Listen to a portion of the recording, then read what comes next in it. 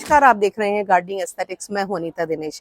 Gardening aesthetics में आज हम बात करने वाले हैं एक ऐसे प्लांट के बारे में जिसमें हर वो गुण है जो आपको चाहिए, यानी कि लो मेंटेनेंस है, हर सीजन में चलता है, बहुत ही आसानी से प्रोपगेट होता है और बहुत ज्यादा फर्टिलाइजर की रिक्वायरमेंट नहीं है।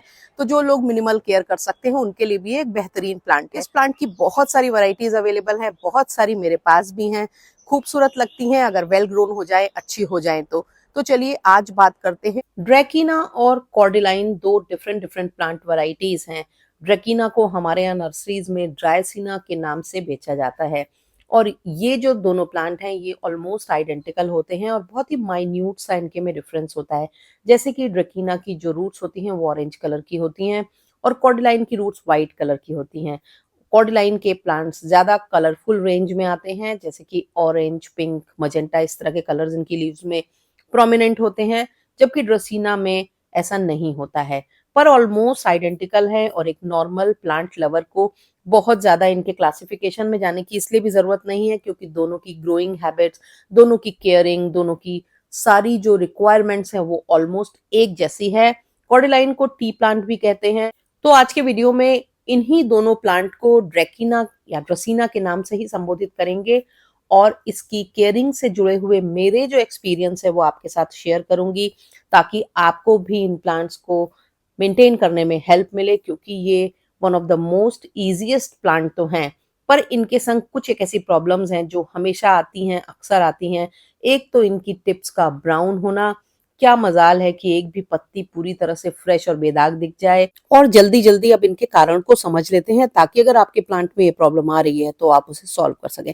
सबसे पहली और सबसे इम्पोर्टेंट चीज होती है कि ये जो प्लांट होते हैं ये वाटरिंग को लेकर के काफी सेंसिटिव होते हैं और जहां ओवर वाटरिंग हुई पत्तियां ब्राउन होने लगेंगी, खराब होने लगेंगी और प्लांट की जो शक्ल है वो बुरी लगने लगेगी, क्योंकि बेसिकली ये एक सक्यूलेंट है और इसको कम पानी की जरूरत होती है और मिनिमम पानी में भी ये बहुत अच्छे से थ्राइव कर सकता है। और गर्मियों में भी कई बार ऐसा होता है कि हमें लगता है कि पानी की कमी हो रही है तो हम जल्दी जल्दी पानी डालने लगते हैं, उस समय इस प्लांट की पत्तियों की टिप ब्राउन होने लगती है।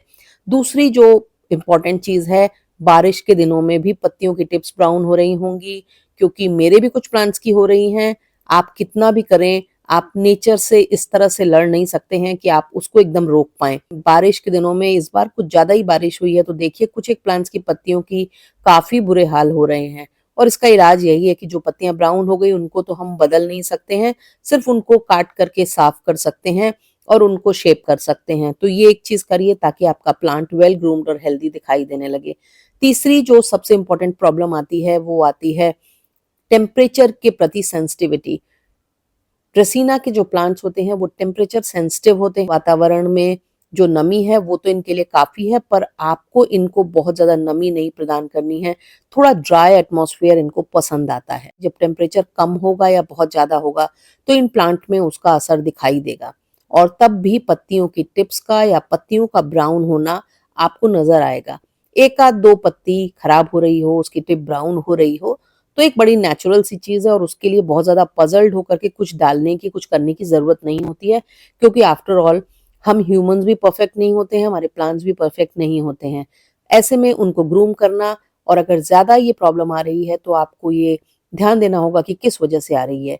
पानी ज्यादा पड़ रहा है या टेम्परेचर में हाल में बहुत ज्यादा डिफरेंस आया है, तो ये दोनों वजहों को जब आप नोटिस करेंगे तब आपको समझ में आएगा कि रीजन क्या है और उसको फिर आप ठीक करेंगे तो आपका प्लांट बेटर रिस्पॉन्स करने लगेगा। ड्रेसीना के जो प्लांट्स होते हैं उनमें बहुत ज्यादा खाद की जरूरत नहीं है।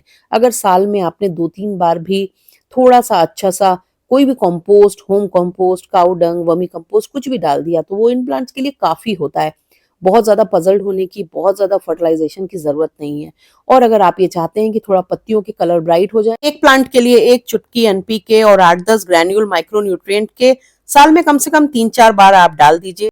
यहाँ जो मैंने कॉन्कॉक्शन बनाया है वो 8 से 10 प्लांट्स के लिए बनाया है, तो एनपीके की मात्रा सिर्फ एक प्लांट के लिए एक चुटकी से ज्यादा नहीं रखनी है, अदरवाइज लीव्स बर्न हो सकती हैं। ड्रेसीना और कॉर्डलाइन दोनों ही प्लांट बहुत ज्यादा नमी पसंद नहीं करते हैं, इसलिए आपने महसूस किया होगा कि बारिश के दिनों में आपके प्लांट की पत्तियों की टिप ब्राउन हो रही है। इसलिए हमेशा ये ध्यान रखना है कि इनकी जब भी मिट्टी बनेगी तो उसमें कोई भी मॉइस्चर रिटेनिंग मटेरियल नहीं पड़ेगा। यानी कि कोकोपीट को आपको बिल्कुल अवॉइड करना है। सिंपल मिट्टी बनानी चाहिए। अगर आपकी मिट्टी बालू वाली है तो आप बालू का प्रपोर्शन 20, 25, 30% तक कर सकते हैं।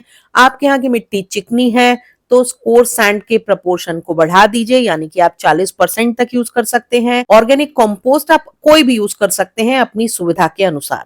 लोकेशन की जो इम्पोर्टेंस होती है वो ड्रेसीना और कॉर्डेलाइन दोनों की ग्रोथ के लिए बड़ी इंपॉर्टेंट होती है। अगर आप अपने घर में इनके लिए परफेक्ट लोकेशन चुन लेंगे तो आप देखिए इनकी ग्रोथ के क्या कहने हैं। जो ग्रीन वैरायटीज होती हैं आप उनको वेस्ट में, ईस्ट में लगा सकते हैं आराम से, वहां ये बहुत अच्छे से चलती हैं।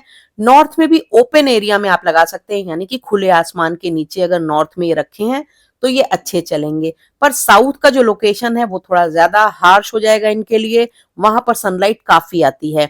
और कॉर्डेलाइन या ड्रेसीना की जो कलरफुल वैरायटीज हैं उनके लिए आपको हमेशा चुनाव करना है एक थोड़ी सी रिलेटिवली कम सनलाइट वाले एरिया का, यानी कि 3-4 घंटे की धूप जहां मिल रही है और प्रेफरेबली सुबह या शाम की, वो ज्यादा बेटर रहेगा। आफ्टरनून की धूप से ये बचें, वहां पर जो इनके कलर्स हैं वो ज्यादा बेहतर उभर कर आएंगे। सबसे बड़ी जो प्रॉब्लम आती है ड्रेसीना के संग वो आती है फ्रॉस्ट के प्रति इनकी सेंसिटिविटी। इसीलिए आपने ऑब्जर्व किया होगा कि मोस्ट ऑफ द ड्रेसीना और कॉर्डेलाइन के प्लांट विंटर्स में काफी ज्यादा खराब स्थिति में पहुंच जाते हैं। और उसका सबसे बड़ा कारण यही होता है कि अगर आपने इनको ओपन स्काई पे रखा है तो फिर इन पे सर्दियों में जो फ्रॉस्ट गिरेगा तो इनको काफी ज्यादा डैमेज करेगा।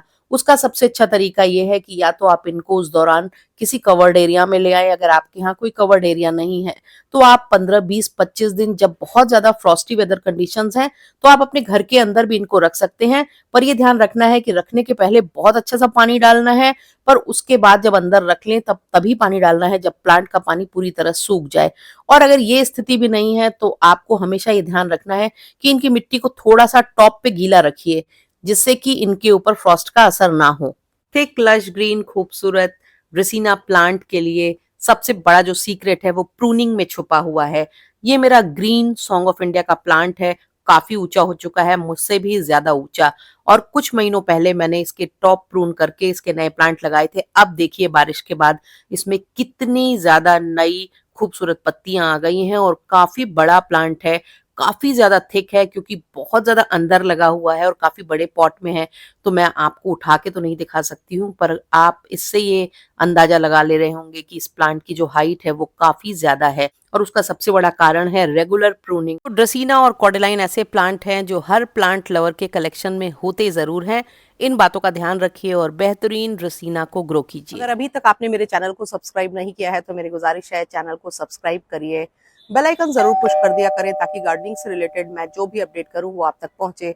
वीडियोस पसंद आने पर उनके लिंक को अपने गार्डनिंग लविंग फ्रेंड्स के संग जरूर शेयर किया करें। और जब आप वीडियोस पसंद आने पर उन पे लाइक करते हैं और एक छोटा सा भी कमेंट करते हैं तो हमारे वीडियोस ज्यादा स्प्रेड होते हैं, वो ज्यादा लोगों तक पहुंचते हैं। Thank you very much.